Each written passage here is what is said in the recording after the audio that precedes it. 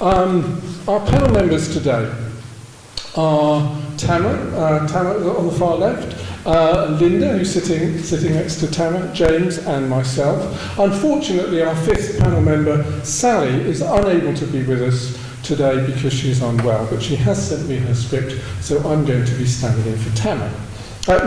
For Sally, sorry. The five of us have been visiting schools since before lockdown to talk about our different faiths, and we've become very good friends. I think it's true to say that we actually love each other. Yes, sometimes, okay, especially when Linda bakes me gluten-free cakes, you know. So Reverend James and Sister Tama are also on the chaplaincy team at Bournemouth University, as I am, as a humanist advisor. And Linda chairs the Bournemouth and Poole Holocaust Memorial Day Committee, of which I'm also a member, and Dorset Humanists have had a long-term involvement with Holocaust Memorial. Maggie Pepin was the humanist representative, and I was. So we have multiple connections with each other, and James often invites us to his church, St Luke's, for interfaith services. And a couple of times I have invited Dorset Humanists to come along to that interfaith service at St Luke's, but none of you ever show up. So maybe you don't want to cross the threshold of a church or something like that. But, you know, it's always great fun, very informal. So next time there's an opportunity, maybe consider that. Now, before we start, I do want to run through some suggested dialogue principles. You may have had a chance to read those. Now, we're not intending to spend the whole of this afternoon discussing the situation in Israel and Gaza, but we are prepared to discuss this in the Q&A session. So I'd like to suggest that this is the best way that we could approach it. I'm just going to quickly read through those guidelines, partly because not only that it's important today, but I think given the polarisation in the media and the way people tend to take one side or the other, I think this is an opportunity for humanists to say, can we do it a better way? So these are some suggestions for your consideration. So I'll just quickly run through them from 1 to 10. Seek a balanced understanding. So humanists can make an effort to, when I say so humanists, I'm being inclusive here. It just says humanists, but everyone can make an effort to study and understand the historical, political and social aspects of the Israel-Palestine conflict from multiple perspectives. This includes learning about the experiences, narratives and grievances of both Israelis and Palestinians. Avoid taking sides. Neutrality often involves consciously refraining from taking a one-sided position in this conflict. Humanists can resist the urge to uncritically support one party over the other and acknowledge the complexities of the situation. I think that's so important. Promote dialogue. Encourage open and constructive dialogue between individuals with differing viewpoints on the conflict. That's what we're trying to do here. Humanists can advocate for peaceful discussions that allow for the exchange of ideas and perspectives. Advocate for human rights, obviously that should really go without saying. Advocating for the rights of both Israelis and Palestinians. Number 5, support peaceful solutions. Humanists can actively support peaceful and diplomatic efforts to resolve the conflict. This may involve endorsing negotiations, diplomacy, and so on. Number 6, challenging hate speech and stereotypes. Humanists should speak out against hate speech, stereotypes, and dehumanisation of any group involved in the conflict. Such actions only perpetuate tensions and hinder peace efforts. Number 7, this is very much what we're doing today, engage in cross-cultural understanding, foster relationships and understanding between individuals from both Israeli and Palestinian communities, and today from the Jewish and Muslim communities, and Christian and Humanist and Buddhist. Cross-cultural interactions can promote empathy and cooperation. Number 8, promote critical thinking, encourage critical thinking and scepticism when evaluating information and news sources related to the conflict. How important that is. Humanists should be aware of the potential for bias in reporting and analysis. Number 9, support international law, of course. And number 10, respect diverse perspectives. Recognise that within the humanist community and all communities, there may be diverse viewpoints on the Israel-Palestine conflict and many other things as well. Respectful dialogue can allow for the exchange of differing opinions. So that's what we're about today, is respectful dialogue. So thank you very much for giving me the time to just run through those things.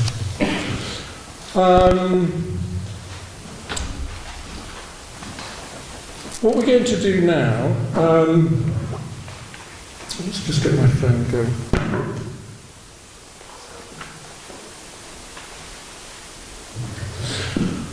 What we're going to do now is invite you, all of us, to observe a minute's silence. We don't often do this in Dorset Humanists.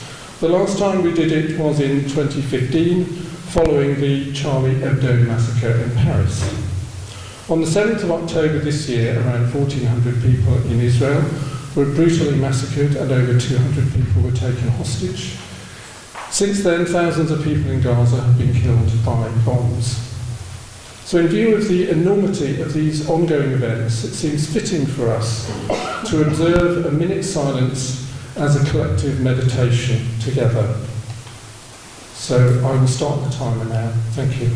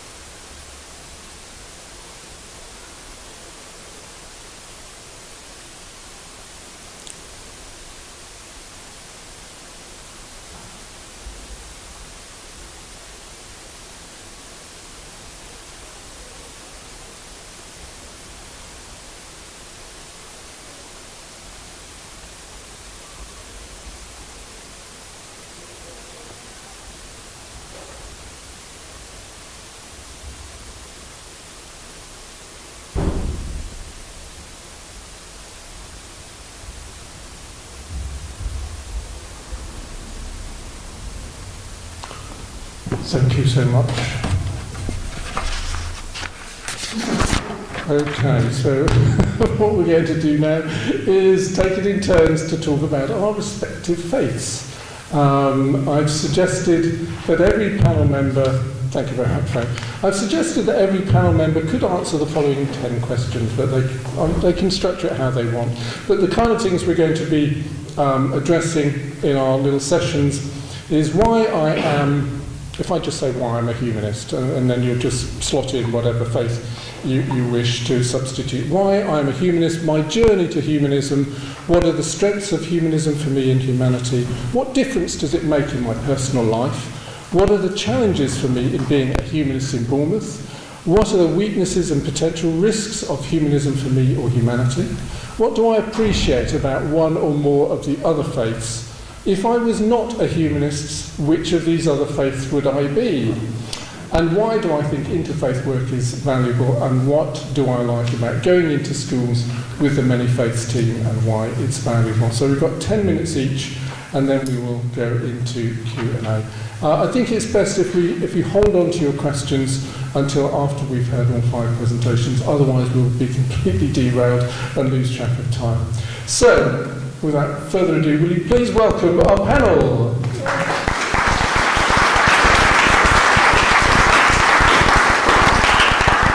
I think James is going first. James, I'll put my timer on and see how you get on with the 10 minutes. You need to turn your... I've done that, yes, there we go. You've turned it on. Yeah. Is that working all right? Is that working okay? I've got a bit of a foghorn voice. My dad was a bricklayer, and if you're brought up on a building site, you know how to shout. My name is James. I'm an Anglican minister. I serve in this area, Winton, Moordown and Charminster. But firstly, I also serve as chair of the trustees at Hope for Food. And whenever we get the chance to thank people for their involvement and their generosity, we do so. So thank you from all of us for the monies and food you've raised for Hope for Food. We're about to go into the winter. when things do get tough. There'll be an upsurge leading to Christmas, but things will be pretty bleak in January. So do bear us in mind. And any time you get a chance to share Facebook links and so on is really good. I work part-time for the Church of England, and the other half of my time I work with my wife running a small business in Southbourne. I was raised in the, what led me to this place, I've conflated a couple of questions, sorry David, but what got me to this, what got me to where I am now, I was raised in the evangelical fundamentalist tradition. For me, as a child and young person, it was variously scary, exhilarating, abusive, cult-like, and we tried to convert or dispel demons from anything and anyone that moved. It was pretty full on. Maybe some of you knew that kind of scene that still continues to this day. For various reasons, I wasn't able to throw this off until I was in my 30s. I encountered the liberal, contemplative, social justice wing of Christianity, which I understand to be the way that Jesus taught. So church history shows us that early Christians weren't known as Christians. That was a term of abuse that came later on. They were initially known as followers of the way, so the focus wasn't so much about God or Jesus or Trinity, which didn't exist at that point. It was the way that Jesus taught human beings to turn up and live. And or at least as is presented to us by the gospel writers, I should say. So that's probably where I sit. I'm deeply critical of the evangelical fundamentalist wing of Christianity, the way that I would see that it has been hijacked from original intentions. I think, for me, the strengths of Christianity, and I did have to scratch my head on this one, because I am sceptical of my own tradition as well as others. The Buddha, 500 years before Christ, taught that we are all fingers pointing towards the moon. And the point of our philosophies, religions or traditions isn't about ourselves, it's about something other, something outside, something transcendent. And so if we are all fingers pointing towards the moon, and of course there are huge similarities between the teachings of Christ as presented in the Gospels and the parables and sayings of the Buddha, which is quite intriguing as to how that came to be, and the Silk Road and Jesus and other Romans having access to the teaching that was coming through northern Israel. However, the teachings of Christ as we have presented to us in the Gospels talk about praying for your enemies, blessing those who persecute you, forgiving those who trespass against you, recognising the good in people that you hate, turning the other cheek, going the extra mile, giving away your coat and your shirt, taking up your cross, putting down your sword, loving your neighbour. There are certain principles within Christianity that the teaching of Christ in the Gospels bring that were completely ignored by the creeds as Christianity was being co-opted by the Roman Empire. In the traditional Christian creeds, the Nicene and the Apostolic Creed, the Apostles' Creed, you have Jesus who was born of a virgin, suffered, died and was buried. And the teaching bit in the middle is absent from those early creeds. And I would say that it's the teaching, it's the ethic of Jesus, which I think is about as universal as you can get, or at least it appears that way from where I stand. That's the guts of it, that's the important stuff, that's the exciting stuff for me. In our parish we have a saying, if you can't manage that though, giving away your coat, loving your enemies, blessing those who hate you, if you can't manage that, at least don't be an arsehole. That's the saying that we use, and one of my clergy colleagues was telling that to somebody just yesterday at lunchtime when we were together. It's not a bad start for any of us. What difference does it make in my personal life? Now, I see we are being filmed here. When we have our interfaith services down the road at St Luke's, we always turn the cameras off because it can be compromising for colleagues and others being seen in a Christian church to be teaching. We can always cut that bit out. I don't mind saying arsehole. I mean, I'm afraid I've got a bit of a potty mouth, but it's more the personal stuff. So, what difference does it make in my personal life? For me, there is a way to follow, this way that Jesus taught about, the way of turning up and being human in this world. There's a way to follow, and for me there's a community to be part of. And maybe those of us who were raised in the church, maybe that goes either way. For some people that community can be cloying and claustrophobic. For others, there's a group of people to be part of.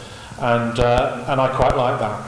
I don't believe in an interventionist God, as Nick Cave sang a few years ago. I don't believe in an interventionist God. So prayer for me is usually silent whilst doing yoga and meditation, and often reminds me to be the answer to my own prayers. It's a mindful way of thinking of others and thinking, what do I have to be an answer to that?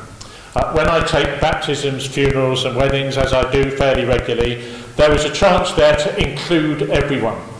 When I use the word God, I am talking about the love and connection which holds us together, which produces wonder, imagination and empathy in us, and helps us realise we are more than that which we can touch, taste and see. In other words, as a Catholic priest, who's a wonderful writer called Richard Rohr, says, God is just another name for everything.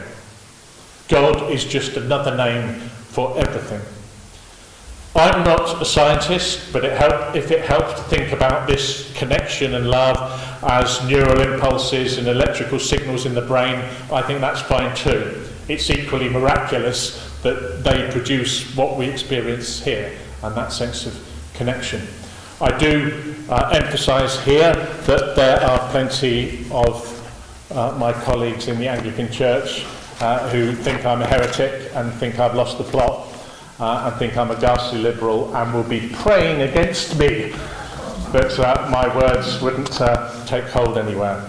But there we go. As you know, there are thousands of Christianities. So in some ways it's very hard to talk about Christianity because it's so diverse, so splintered, that it probably makes more sense to think about different types of Christianity. One of the challenges for me being a Christian in Bournemouth, or indeed anywhere else, clearly the dominant religious forces are still fundamentalist. It would be easier to walk away entirely, but I prefer to stick around and contest what we mean by the word God, what the good news of the gospel is, and to bring an end to our institutionalised homo and transphobia. The weaknesses and potential risks for humanity, the Bible is breathtaking in its scope, but it is still an account of how the ancients understood God. I don't believe that it is the literal word of God, and when those who do take it, we know what, you know your history, we know what happens when people take different parts of the Bible literally, and the people, groups and countries and individuals who have suffered as a result of that. It's a very real weakness and one that still exists today. I appreciate a huge amount about other faiths, about these guys here. One of the ancient songs of the church in Latin is Ubi caritas, Deus ibi est. Wherever there is love and charity, there is God. And so whenever I see beauty, love, charity, the poor being engaged with, I see God there, whether or not it would be explicit or not. The work that Sister Tama does, which she'll tell you about, is extraordinary. I love Linda's relationship with Judaism. Some days she seems to believe, other days maybe less so. I think that's wonderful. I love that. And I respect and honour David's humanism. If you decide there can be no God, it's still important to live a good life, a hopeful life, with and in and for the service of others. If I wasn't a Christian, I would definitely be no other faith. Organised religion does my bloody head in, and I just about cling on to it by my fingernails. So if I wasn't a Christian, I'd probably have time and money to be a season ticket holder down the road at AFC. However, I do think interfaith work is tremendously important. Young people are growing up in a world that is increasingly binary, divided, where there's sectarianism, there's still racial and bullying that occurs in our schools. And so I think going into schools and engaging with people and demonstrating that there are ways of disagreeing agreeably. But I would love us to go much further than this, because I suppose disagreeing agreeably is better than disagreeing disagreeably. But I'd love us to go further than that, and because, and I'll finish with this, the human heart needs to be open to other voices, to other sources of inspiration, other challenges, people who think differently from us, who will make us think about our own philosophy. I welcome that. And so when I engage with these guys, it's not about me converting them, it's about tell me about your tradition. I want to learn, I want to understand, I want to be enlarged by engaging with others who believe different things. I think we all have to be prepared to consider that we may have it wrong, we may be mistaken, and we must move past the silliness of trying to prove that I am right and you are wrong, that binary position. I think that's why we're in the mess that we are today. David helps me be a better Christian by his example, and I do the same for him, I hope. We all help one another to be better versions of what we are. I think it matters little what faith or philosophy you are, but how you practice it. And we all know there are fundamentalists of different stripes. And I think how we practice our religion or philosophy probably says more about us than what it is we believe creedally. I think that is pretty much it. I would want to say alongside that I think I'm on a journey, and I don't ever see my faith or my tradition or my philosophy as being something that's static. So I'm aware that these are the things I think today. I thought very differently when I was a young fundamentalist of 25 years old and was out on the streets preaching and trying to pray Muslims and Jews to become Christians. You know, I was like that. You know, we talk. Yeah, yeah. Careful. That I think to be human beings that flourish within this sphere of philosophy or religion, I think we constantly need to be flexing and changing and being open to that change. And we all know people who are static and don't want to hear anymore. My old man's like this. My old man is a conservative evangelical and will always be so. And my daughter has just come out as gay. And in my parents' world, that is one of the big sins. You know, that's you know, you don't do that. And they wonder what's gone wrong in our family life that they've got 2 gay grandchildren. And so I said, look, Mum, you need to realise that there are Christians, there are people of all religions who have worked this through and would say it's quite okay. Would you be open to reading some reading material? And my dad, like, no, I wouldn't be open to that. And I said, okay, so at least I know that you're not open to thinking about this a different way. And yet my mum is very open to that, and she wants to learn and she wants to understand. And I think seeing ourselves in our journey as being, this is just where I'm at now. I want my mind and my heart to be enlarged by what other people teach me.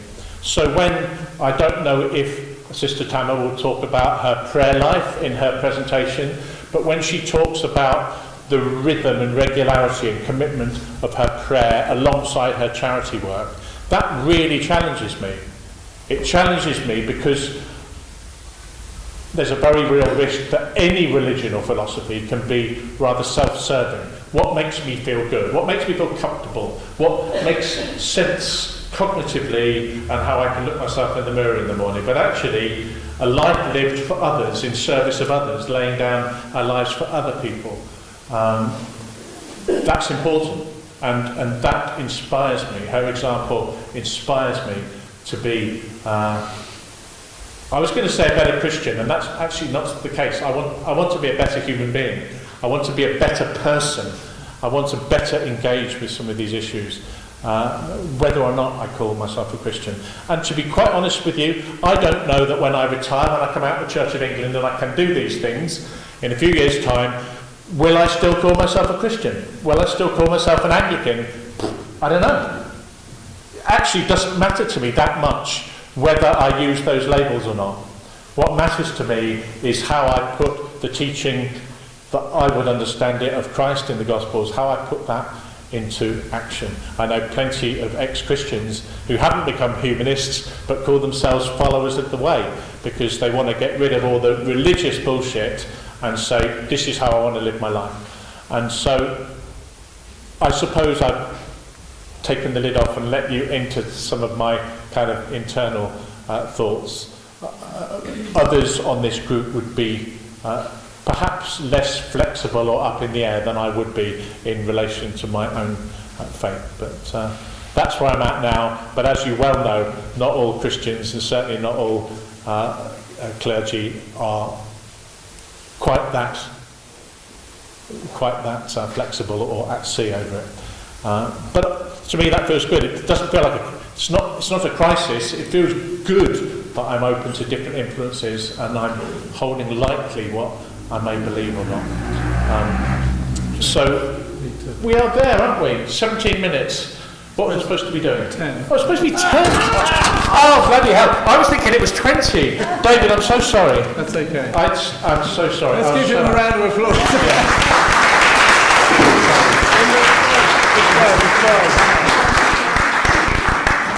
I was enjoying that so much I didn't want to stop him. Yeah. It got to 12 and I was thinking, I've got 8 minutes to go. I wonder what was going on. Yeah. Anyway, that's fine. Would you like this back? Yes, okay, thank you. Then I can't say any more, can I? Yeah. That'll shut him up. Fine. Is it me next? Yes. All right. You or Sally? If I do me here and Sally there? Yes. Oh, really? So I'll just change position. Okay. Thanks, James. James has chosen to sit apart from us. No, I haven't. No. He hasn't. No, I haven't chosen. Shall I come and join you? I think you get on your journey. Yeah, go. If I sit down, I get that. Yeah.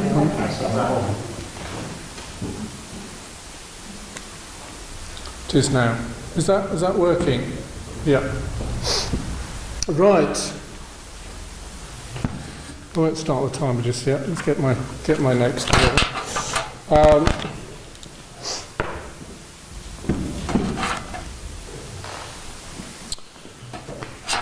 Okay, so why am I a humanist? Many of you will know why I'm a humanist, but that's the question that I need to answer because I asked everyone else on the panel to answer that kind of question.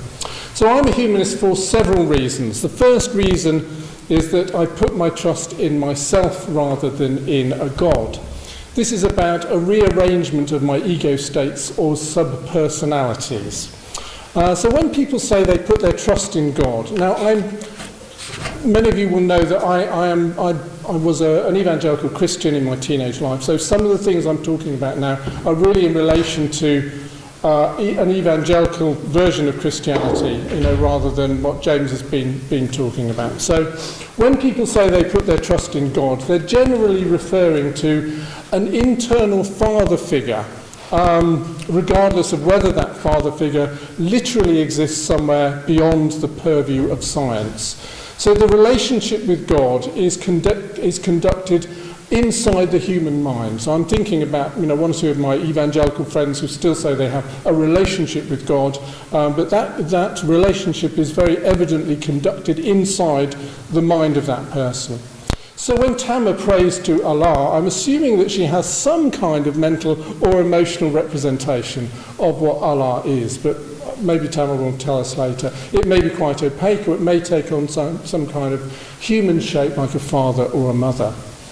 This is why in Christianity there are all sorts of images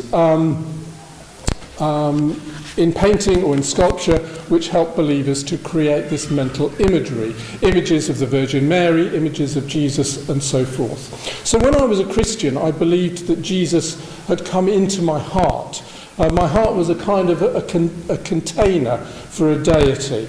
Jesus was somehow inside me, and in the rite of the communion, I could even eat the flesh of Jesus and drink his blood. The Christian God is edible and can even travel through your intestines. That was like a bit of a joke there. You can laugh, you know. Yeah, some might be offended. Okay. We can talk about transubstantiation if you would like to. So why am I a humanist then? When I was 23 years old, after studying theology for 3 years, I came to the conclusion that God was an internal projection, a mental representation, and that there was no bridge from this mental representation to a literally existing God somewhere beyond science, because no such thing has ever been detected and no such thing ever can be detected. This is why religion is called faith. Faith is the belief that your mental representations somehow correspond to a literally existing state of affairs beyond science and empirical detection. Well, at the age of 23, I was a budding rationalist and I needed something more than just this kind of faith.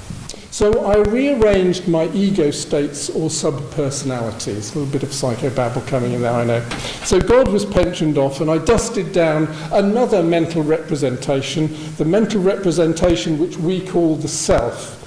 Now, since the time of David Hume, the great 18th century Scottish philosopher of the Enlightenment, we have known that there is no such thing as the self. It's all very well being an atheist, but if we are consistent, we also have to be a-selfists. The self does not exist. It's never been detected. What we think of as the self is simply the experience of consciousness, an epiphenomenon of chemistry and electricity in the brain. But what we call the self is real in a sense because it's simply the sum of all of our feelings, longings, passions, desires, memories, and thoughts. As humans, we appear to be able to make plans and execute them. I planned to come here today, and I arranged my diary yesterday and today to ensure that I got here. So there's some sense to the idea that being a humanist means trusting in myself. I got myself here, I didn't get here on a wing and a prayer. And that fairly modest achievement has added another quantum of justification for my humanist attitude of trusting in myself. I'm also a humanist because I believe in humanity. Now, what do I mean by humanity? I mean the species called Homo sapiens, which has been around for 300,000 years. We are the last species of human. There were a dozen or so other human species until about 40,000 years ago, but they've all gone extinct, and we will also go extinct at some point in the future. The human species is mortal, and that is something that we accept as humanists. So what does it mean to believe in humanity? Well, it's the same sort of thing as believing in myself. It's an attitude of we can do it.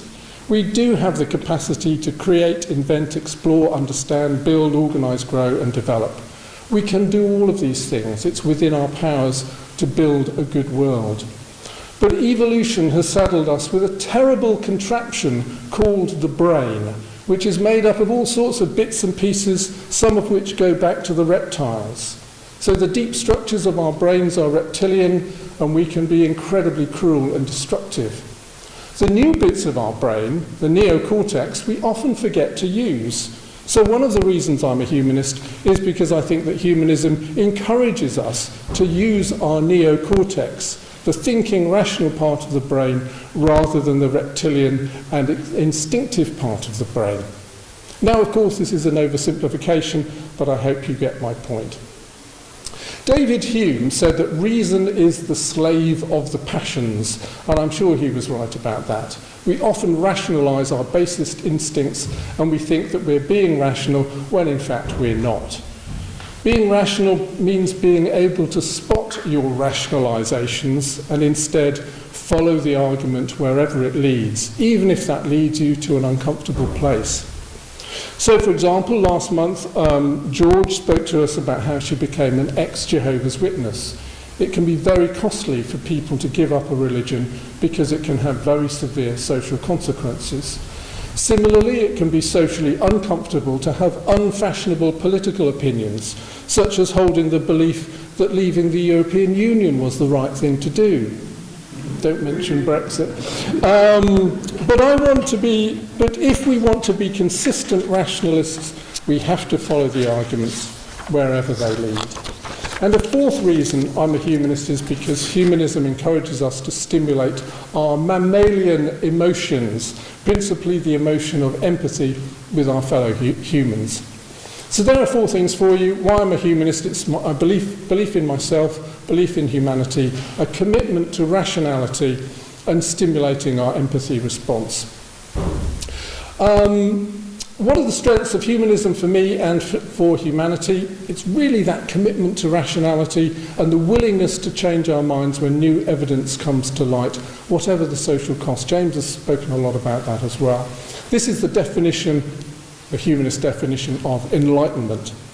It's also a commitment to good, not God. Okay, so it's a handy little way to explain it. The difference between certain types of religion and humanism is simply the addition of one letter, the letter O, from God to good. And this is the focus of humanism. We're focused on living a good life and on the creation of a good society. Now, of course, I'm not denying that my other panel members are not also committed to good. But for a humanist, the focus is, we can just say it's good, not God. You know, a slight difference there, a big difference. What difference does it make in my personal life? Identifying as a humanist implies certain obligations and duties. So it means that I have a duty to try to be rational, and it means that I have a duty to try to be good in any situation. So, for example, being good in this situation is holding out the hand of friendship to my friends here, because our common humanity is more fundamental than our diverse faiths and skin colours and political opinions. What are the challenges for me being a humanist in Bournemouth? Trying to keep people interested in coming to humanist events. But here you are. Fantastic. Well done. Thank you. What are the weaknesses and potential risks of humanism for me or humanity?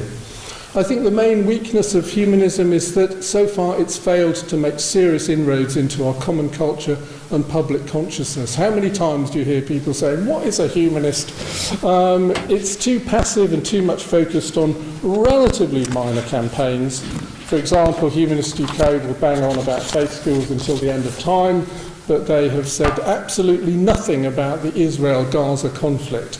And if anyone hears this on YouTube, that is a little bit of criticism, but I think it's a great shame that humanist organisations, you know, the Archbishop of Canterbury, you know, has said things, but we've not heard anything from the main humanist organisations. I think that's a great pity. Risks of humanism for me and humanity. Very briefly, humanism could be completely wrong, in which case I will roast in hell for eternity or maybe a few million years. But I think that's a horror story told by religion to get people to convert to their religion. What do I appreciate about one or more of the other faiths? I like at least 3 of the 5 pillars of Islam. Zakat, which means charitable giving, a certain percentage of your wealth. I think that's a good model. Fasting, which has become very fashionable. Intermittent fasting is probably good for you and your weight management. And Hajj, or pilgrimage. I like humanist pilgrimages to humanist cities like Athens and Oslo, and I like humanist pilgrimages to places like Darwin's House in Kent. We should do more humanist pilgrimages. Let's get that charabanc going and get on it. If I was not a humanist, which of these other faiths would I be? It's a big reveal. Well, I have to say it would be an ultra-liberal Christian like James, because he is nearly on my side of the fence here, I think. So maybe, you know, if I had to be one other, it would be like James. Why do I think interfaith work is valuable? Because we should build bridges and friendships and mutual understanding, and these people are my very dear friends. Why do I like going into schools with many faiths, and why is it valuable? I love speaking to children in schools, especially 12-year-olds. They're the best. That kind of age, they're fantastic. But the others are fine too. And for children to see the positive dynamics between us is incredibly valuable. You haven't seen enough of that yet, but I hope as we go through the afternoon you'll see how we do relate to each other. Thank you very much. That's humanism.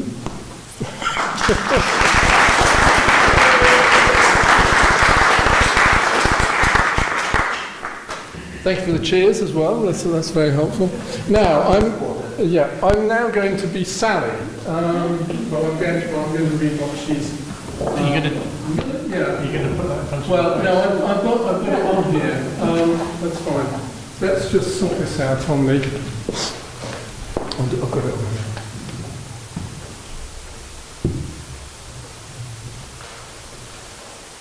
A little of mood comes up on here.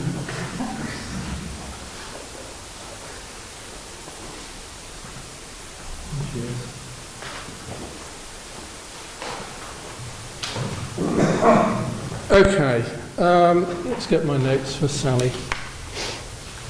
Oh yes, thank you. Let's do my notes.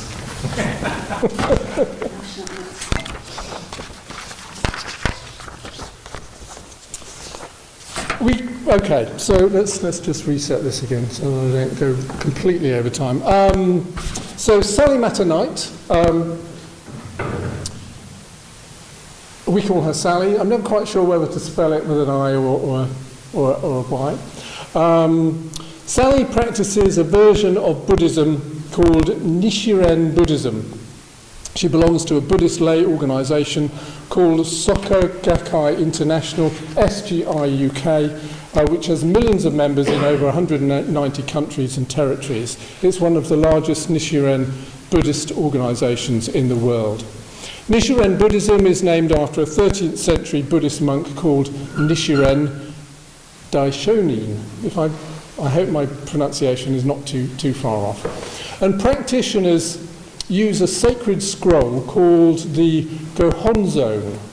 The Gohonzon is considered to be a sacred object of reverence and devotion. It's typically a calligraphic scroll or tablet inscribed with Chinese characters and symbols, including the mantra Nam-myo Renge Kyo. Yes, let me try. Yeah, well done. I'll try that again. Nam-myo Renge Kyo.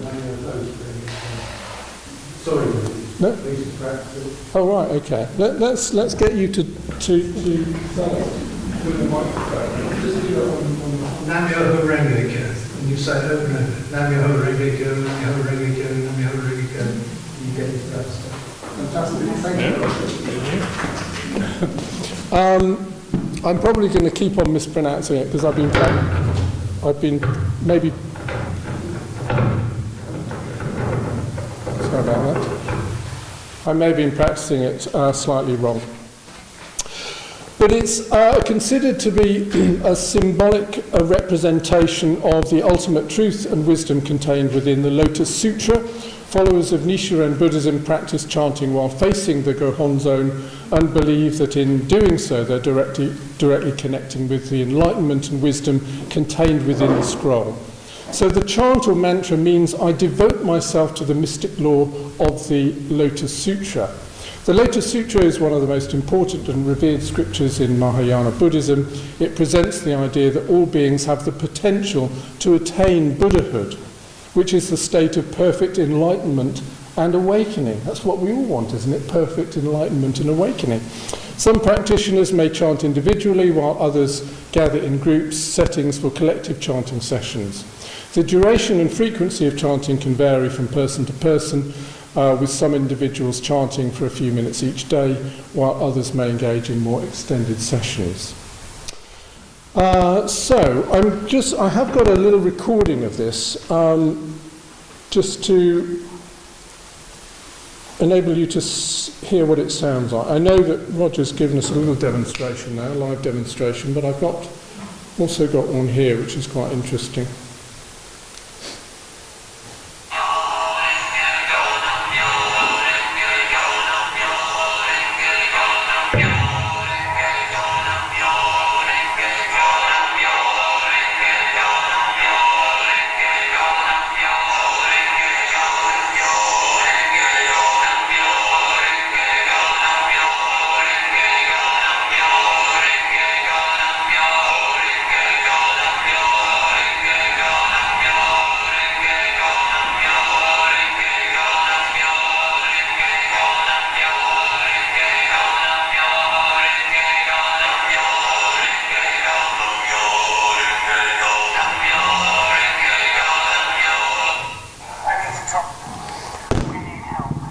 suddenly went into an advert on YouTube. So,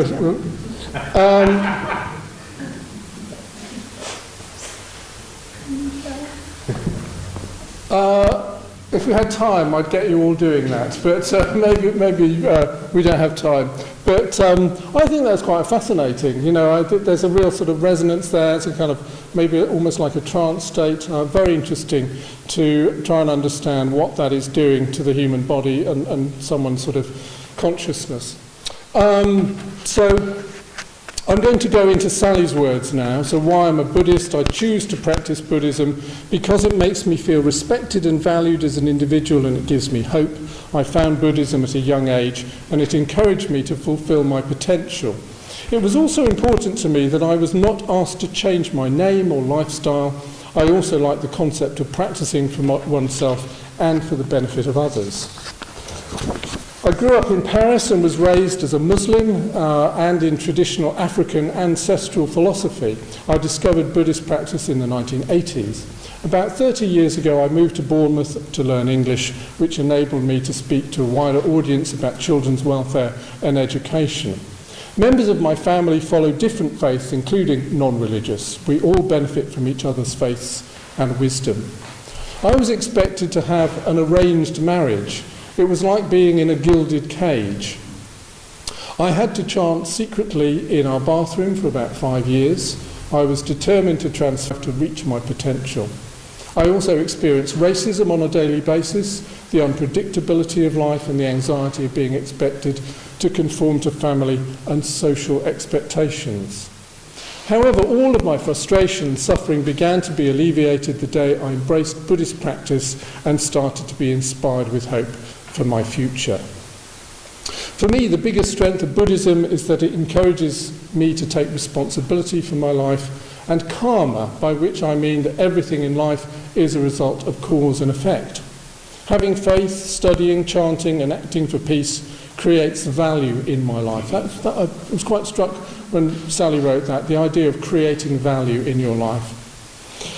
Chanting is a fundamental aspect of our spiritual practice. The mantra is derived from the title of the Lotus Sutra, one of the most important Mahayana Buddhist texts. So I've got a long explanation of how that mantra is derived from the title of the Lotus Sutra. See me afterwards if you want to know more about that. This is a little bit of extra information I found out about chanting. It's believed to help individuals develop, so this is me speaking, develop clarity of mind and wisdom.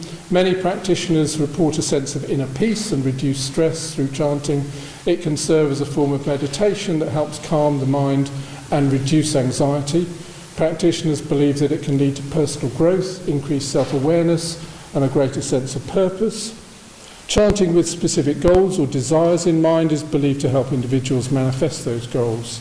This is often referred to as actualizing one's desires through the practice.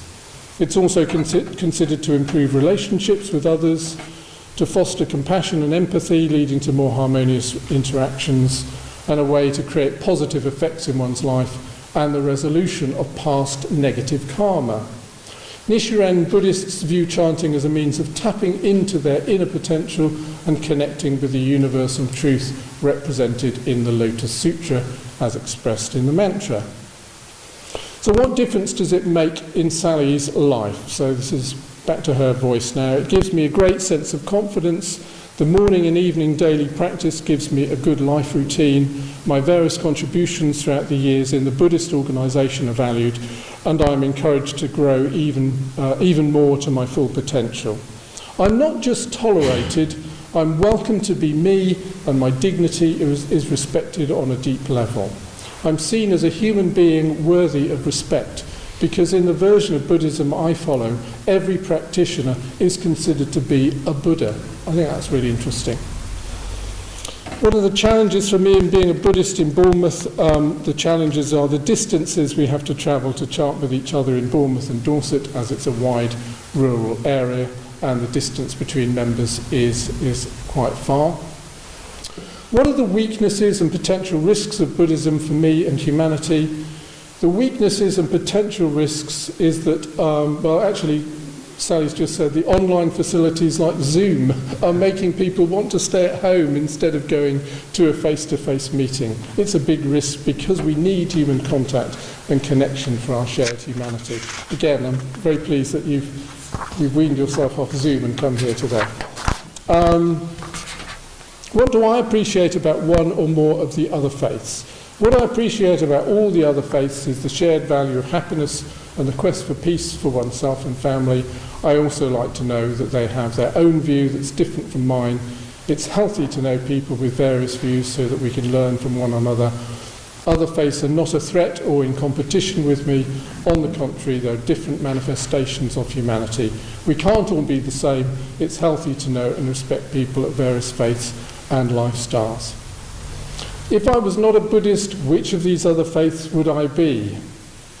And Sally said, I think any other religion practiced by my parents. Interesting. Why do I think interfaith work is valuable? It's crucial because it allows people of different faiths to meet, because usually people of the same faith traditionally stay together and they don't mix. Interfaith work creates trust and healthy relationships with people of various faith and worldviews. What do I like about going into schools with many faiths? I like meeting together in advance to prepare for a school visit and hearing students' questions at first hand in order to have a lively exchange. I'm sure the interaction with us gives the students a glimpse of different worldviews and faiths. As a Buddhist and a member of SGI, I see myself as a citizen of the world. I'm now responsible for the women's division and I am a chapter team leader. I'm also responsible for the future division, young people in our Dorset and Channel Island headquarters. I've collaborated with the NSPCC to establish a 24-hour childline for children at risk of female genital mutilation. I know that Sally's done a lot of work in that. And she says this is an ancient African Egyptian practice to identify Pharaoh's royal family members, and it has nothing to do with religion or faith in African culture. I've also worked with the Ministry of Health to set up FGM clinics around the UK in the NHS. So that is Sally's presentation. Thank you very much.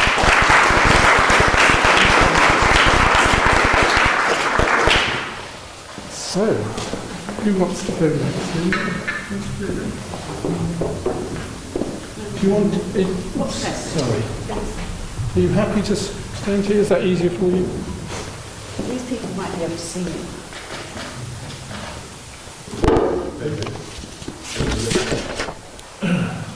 It's here. Yeah. Thank you very much. I'm going to start a way that I was always told not to start speeches, with apologies. So I apologise because I was working yesterday morning in a school. I didn't get home till 1 o'clock and I was going to spend the afternoon doing some notes. I had read the questions but I hadn't actually put any notes down. And a friend of mine was going to come and stay and he was going to be arriving at 6 o'clock. But he arrived at 2. I didn't go till lunchtime today, so I haven't got any notes and I apologise for that. So why am I a Jew? Well, the easy answer to that is because my mother was Jewish. It goes through the woman. But my parents' journey to my Judaism was very interesting. My parents were the offspring of Latvian and Belarusian Jews who had to leave their countries at the beginning of, just before the First World War, to escape from pogroms. They ended up in the East End, as a lot of Jewish people did. I have to say that one of my grandfathers thought he was going to America, but obviously got on the wrong boat. And they lived in the East End, and my parents met each other at something called the Workers' Circle, and I can proudly say they were actually at the Battle of Cable Street defending Judaism, and they went on to get married. They got married on the 3rd of September 1939, the day the Second World War was declared. My father could never forget their wedding anniversary, obviously. And they decided that although they'd been brought up as very Orthodox Jews, that wasn't actually right for them. My mother ran an exclusively kosher home. Everything in the house was kosher, but that's the only Judaism they followed until my sister was born. She's 5 years my senior.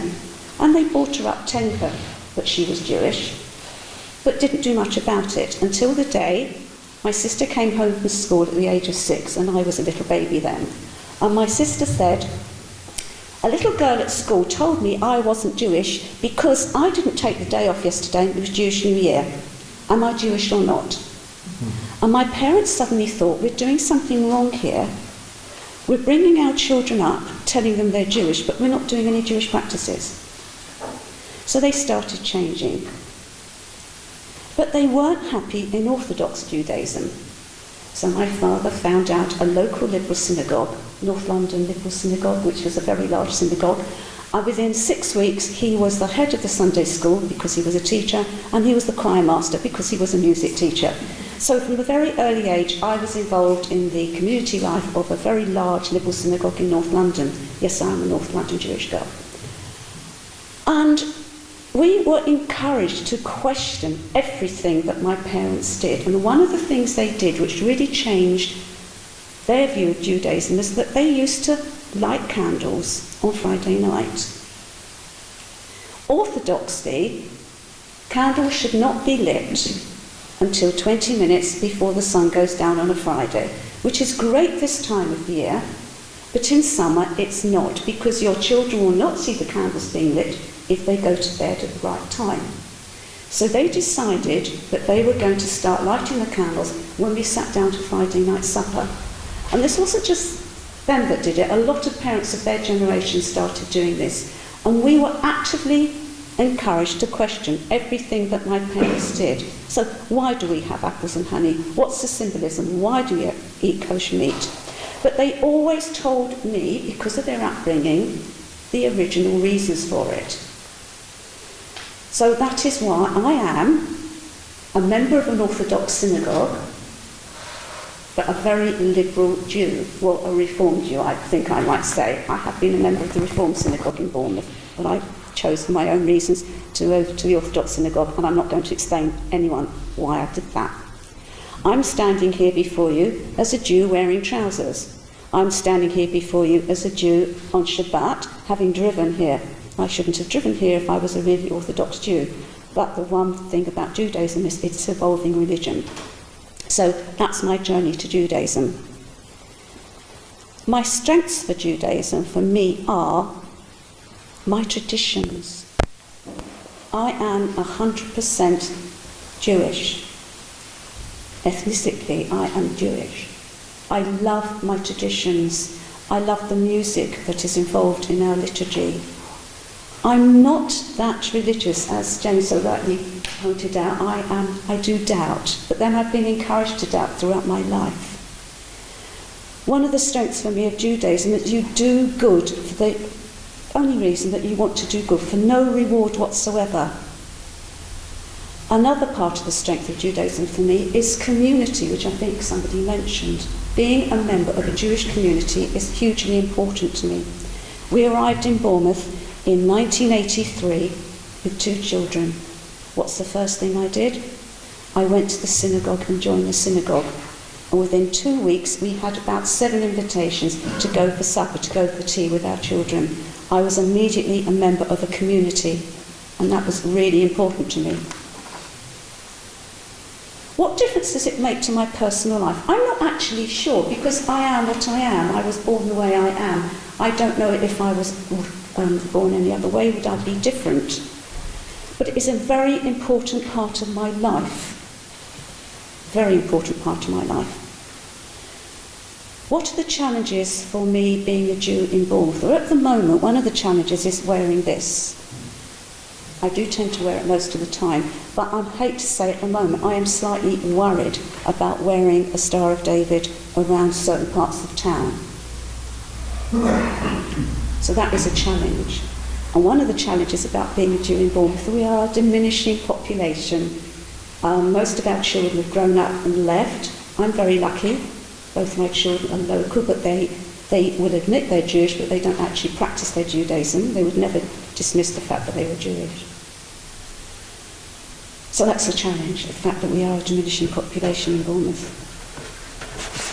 I also forgot to say, one of the things I need to apologise for is that I was always brilliant at précis at school and never good at flowery essays, so I might be less than 10 minutes. The weaknesses of Judaism is that a lot of scripture and tradition come from long ago when humanity was much more ignorant and close-minded, resulting in some controversial beliefs and practices existing to the present day. The fact that as a religious Jew I should not get in my car on a Saturday to go anywhere. Why? Because it makes an electric spark. And as a Jew, you're not meant to make fire on a Saturday. When we light candles, we're not meant to blow them out, because blowing is considered to be work. Why? Because ancient times when you made fire, how did you carry on your fire going? By blowing. So some of these practices are based in really, really things that were important at the time, but not important now. We have a history full of oppression and victimhood that can affect my ability to embrace my identity proudly and face the future with optimism sometimes. And as I said before, Jews are not very numerous. And when we were slightly more numerous in European countries in particular, we were a wing of the majority of cultures, and we were persecuted. What do I appreciate about other faiths? Well, I've got to say I appreciate all the people here and Sally for one thing, that they don't try and convert me. As you will know, there are Christians that will try and convert particularly Jews. And I have had lots of discussions with people about the fact that I am my faith and I'm going to remain my faith. David, if I wasn't Jewish, guess what I'd be? A humanist. A humanist. Yes, I knew it. But I think everybody, all of us are humanists anyway. We just have different ways of doing things. And as we always say, we always end our talks to children with, we are all trying to be the best people we can be. What do I think about the valuable work of interfaith? Well, you'll notice that Sister Tama and I are wearing a badge. And the badge says Nisa Nashim. Nisa is the Arabic word for women. Nashim is the Hebrew word for women. There are 26 of these groups all over the country. And it's groups of women working together, talking to each other, discussing things with each other, and being friends. Sister Tama and I have known each other for a long time.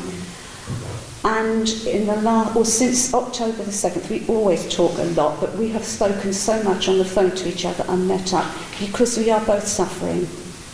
And I think that's so important.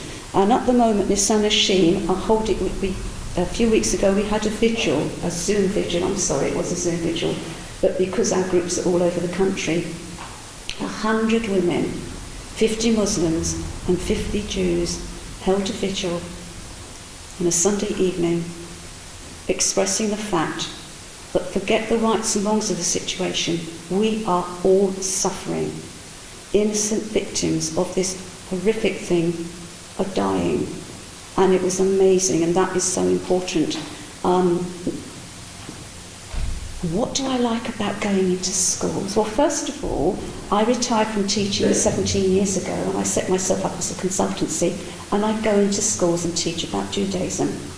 But I always make a point of when I light candles in front of children, I will cover my head, and I will point out, particularly if there are Muslim pupils there, that this is very similar to what Muslim women do, except they tend, if they wear a hijab, to wear it all the time.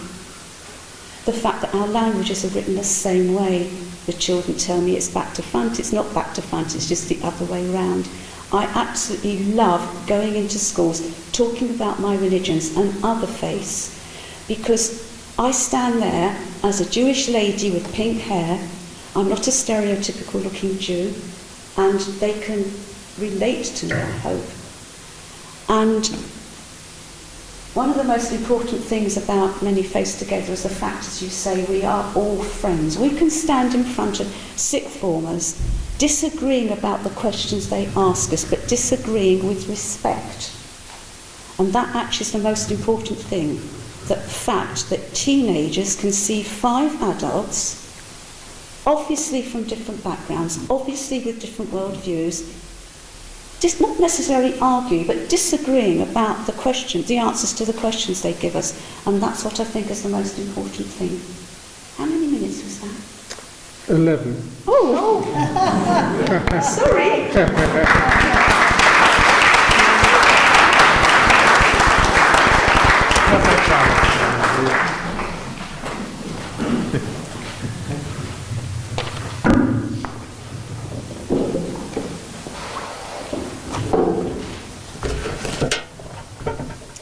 I'm going to do 12 now.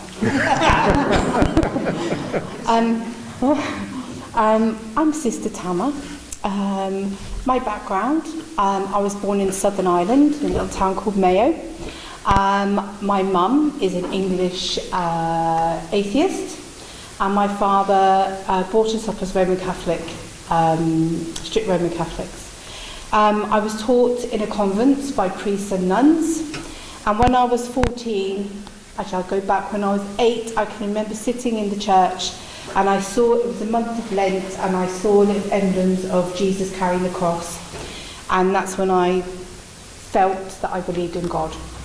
Then at 14, I said to my mum and dad, okay, I'm going to be a nun. So surprisingly, it was my mum that was smiling, not my dad. So I went and learned about being a Roman Catholic nun in a convent. And then I can remember the priest coming home to my home on a Saturday with a big bottle of vodka. And he sat us down and he said to my dad, so you're going to take us shopping tomorrow? And I thought, oh, that's good. And he said, to go and buy a wedding ring. And I wanted to say to him, you've got the wrong house. And he said, no, you have to marry God. And then I said, marry God, but God gives me life. Why would he take back my life? So I said to him, can you please leave? And he left. Well, he staggered out, actually. And I turned to my dad and I said, I can no longer follow that. So at 16, I came to the UK, went to Reading, and I went to secondary school, Roman Catholic secondary school, and then decided to become an English teacher. So I went to Reading University, and I remember where we lived, there was this, I was right on the side of the road, and I can remember these little girls and boys, and they were going somewhere. I don't know where they were going, but they were going. And they had scarves, and the boys carried something wrapped up. And I was saying to my mum, where are they going? She goes, as long as they keep walking, they don't come back to this country. So I was like, okay. So my mum's a member of the British National Party. So when I said I wanted to look into another faith, she said to me, don't be a Muslim and don't marry a black man. Okay. So I had to leave the family home. And because I wanted to look at my path, my journey, what I wanted to be. So I can remember walking in a little street in London, Baker Street, and this little old man, he passed me a book, and it was called Islam for Children. And I thought, what's Islam? Because I was not taught any other faith. So I took, on the train journey home, I read the whole book. And I've still got the book today, my children still read it today. And I said, that's what I am. That's what I've been trying to walk towards. So I studied Islam for a year and a half.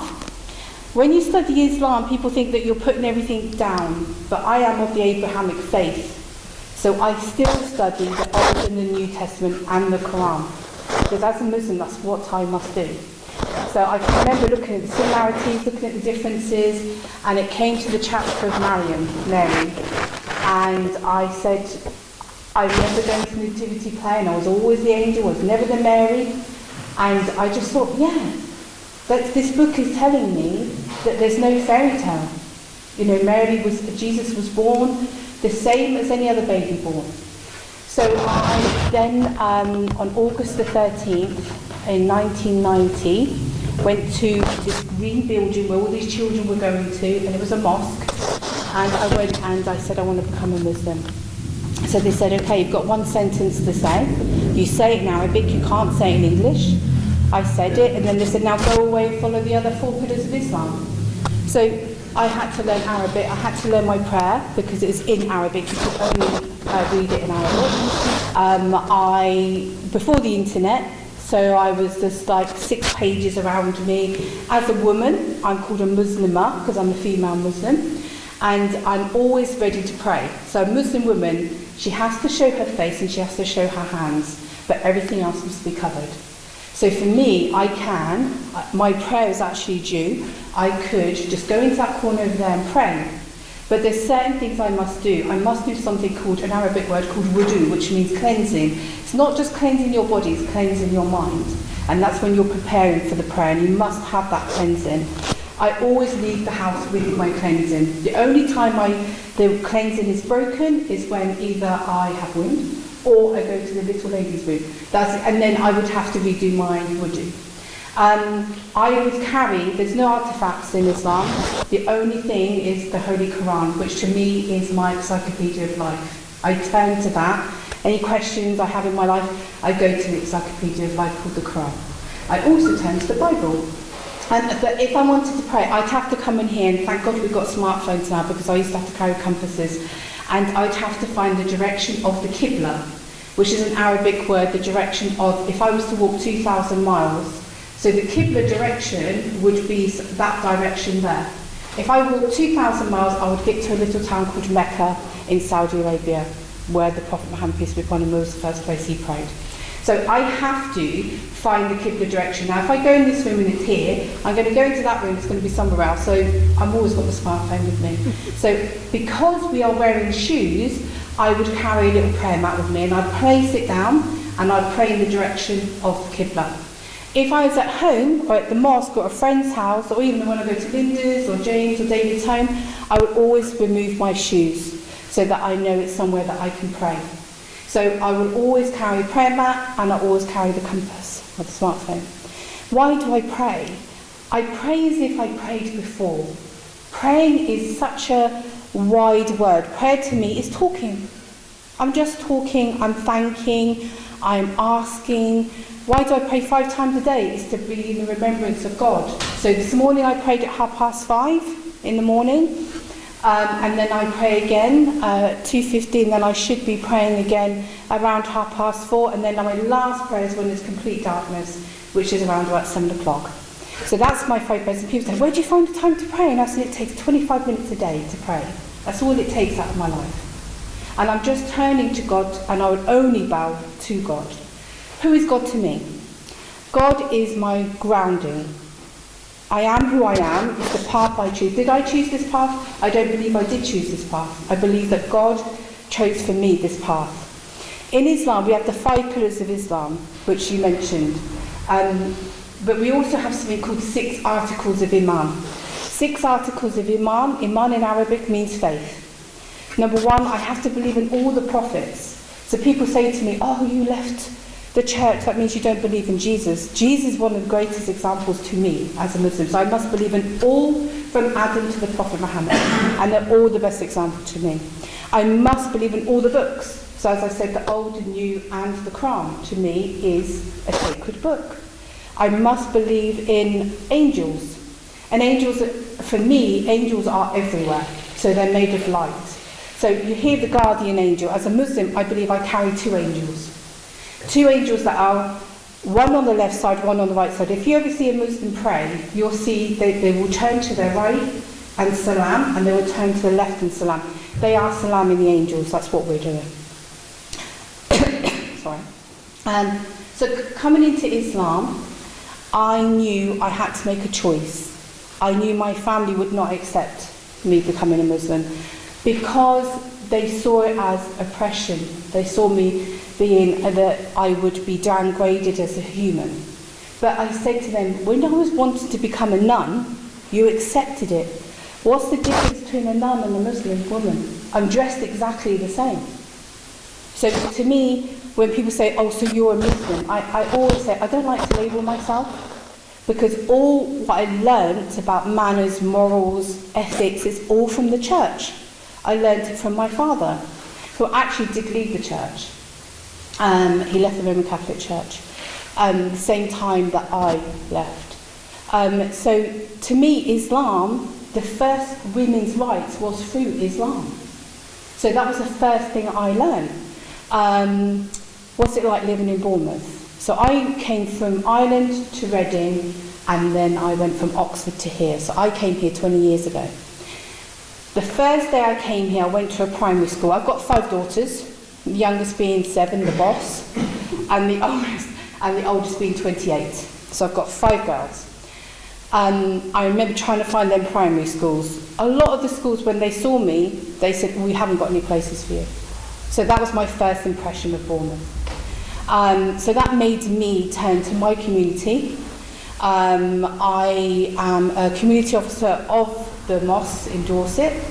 I also I was the head teacher, and I also run my own Abrahamic faith school.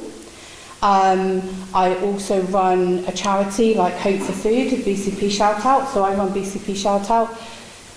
I started it on the first day of lockdown, Bobby knows well. Supported Linda as a trustee. It was just something where I remember being in Tesco's eating a sausage, vegetarian, eating a sausage. I remember eating it and I thought, how can I help? What can I do? I'm nobody, but I want to do something. And my aim is to walk every step for others. It's not for myself. So and that's as a Muslim as well. So again, I don't like to label myself. I am who I am. This is my path, my life, and I respect all, and I cannot judge upon others. So for me, BCP Shout Out is a way that I can live.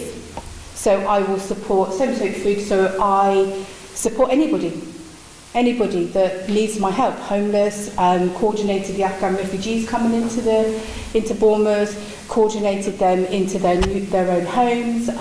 All the homeless people, I mean, I drive around and it's like, Tama, and the kids are like, how do you know him?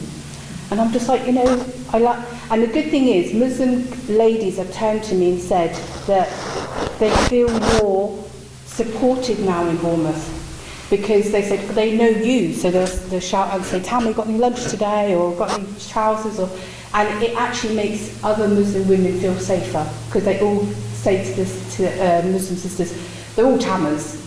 So I was called Tama again yesterday. I said, I don't mind. The weakness about living in Bournemouth, anywhere really, is hate crime.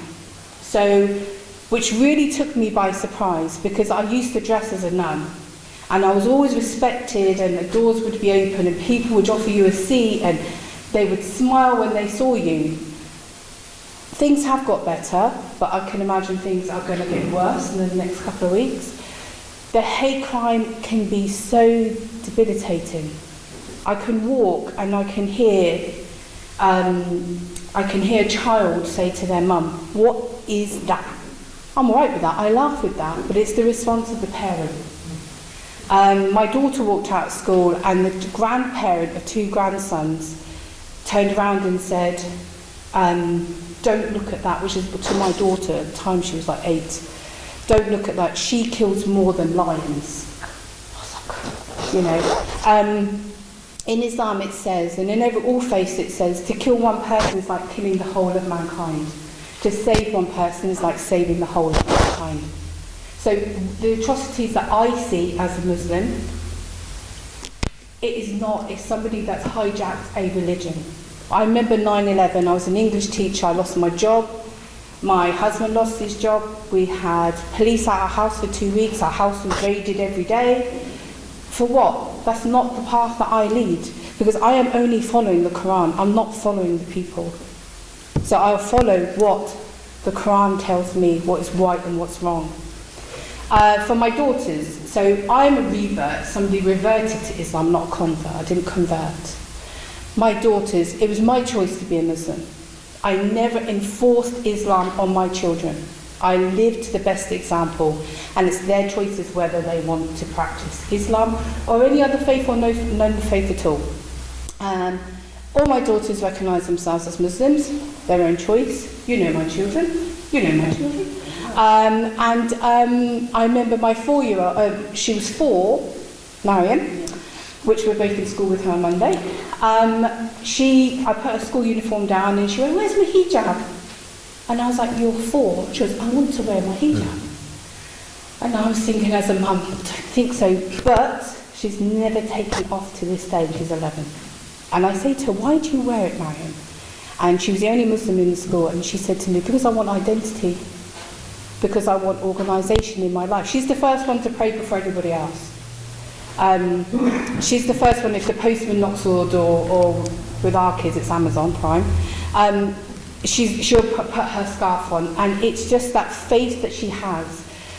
Why do I follow God? I don't have a middleman. I think that's the difference between being a Catholic and being a Muslim, is that I don't have a middleman now. I don't go to Jesus and say, pray 5 Our Fathers to Jesus for my sins. I don't turn to anybody worldly for my sins. I will do that on the day of judgment. And I believe that I will face God, and God will decide on my good deeds from my angel on my left, or the bad deeds on my angel on the right. And the lovely thing is, last thing, I love the fact that if I do a sin, nobody is perfect. If I do a sin, if I do something good, that sin is wiped off. And that just makes me feel better. Thank you.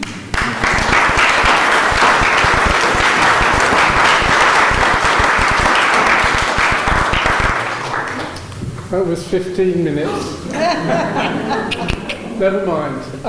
Okay, in view of our times, which have gone slightly not according to plan, I'm going to suggest, I'm just going to say a few things, and then I'm going to suggest that we take our break, and rather than rearranging all the chairs, because there's a lot of people here, and if you would like to come back for Q&A, I think it's going to be much easier if we just stay in situ, and you can ask us questions in the second part.